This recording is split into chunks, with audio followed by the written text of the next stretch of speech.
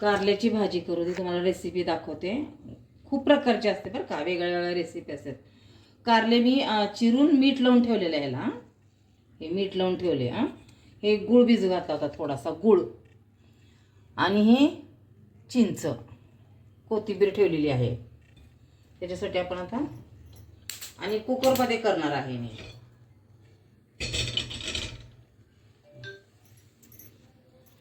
अद्रक आणि लसूणची पेस्ट आहे.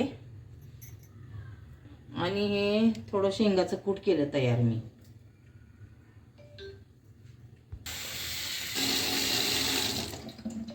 धुवून दाखव का. धुवून घेतली ना, कारल्याचा थोडा कडवटपणा कमी होतो. पण कारलं कडू ते कडूच असतो. पण असं प्रकारे जर धुतला तर त्याचा कडवटपणा कमी होतो. पण भाजी जर छान केली ना तर कडू लागतच नाही. करून बघा तुम्ही नक्की. हे बघा, आता कुकरमध्ये मी करायला लागले डायरेक्ट. आपण तेल टाकले आता.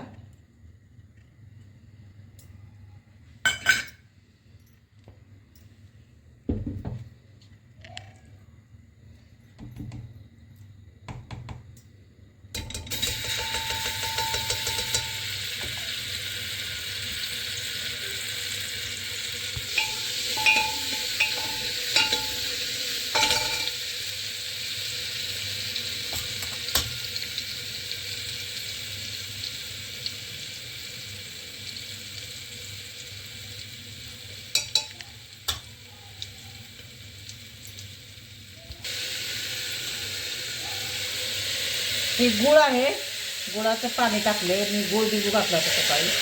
तुम्ही गुळ पण टाकू शकता तसाच. आणि हे चिंच आहे,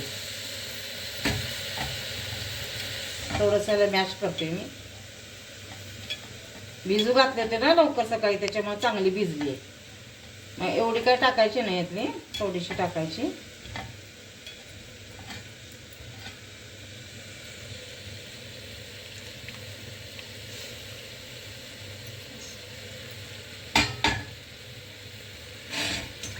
चिंच आणि गूळ टाकलेला आहे आपण. फोडणी टाकलेली आहे. अद्रक कोथिंबीरची पेस्ट टाकलेली आहे. आता याच्यामध्ये मसाले टाकू. हे बघा, लाल तिखट टाकले 1 चमचा. आणि काळा मसाला असतो आपला घरचा, तो टाकला 1 चमचा. आणि थोडंसं शेंगाचं कूट टाकले. जास्त नाही टाकायचं, 1 चमचा टाकायचा. मग हे चांगलं मिक्स करायचं.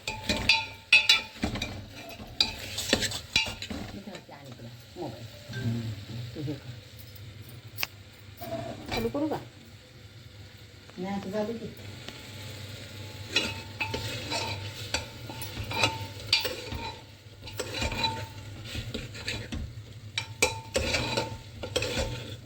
अशा प्रकारे जर कारलं केलं तर खूप चविष्ट लागतं बघा.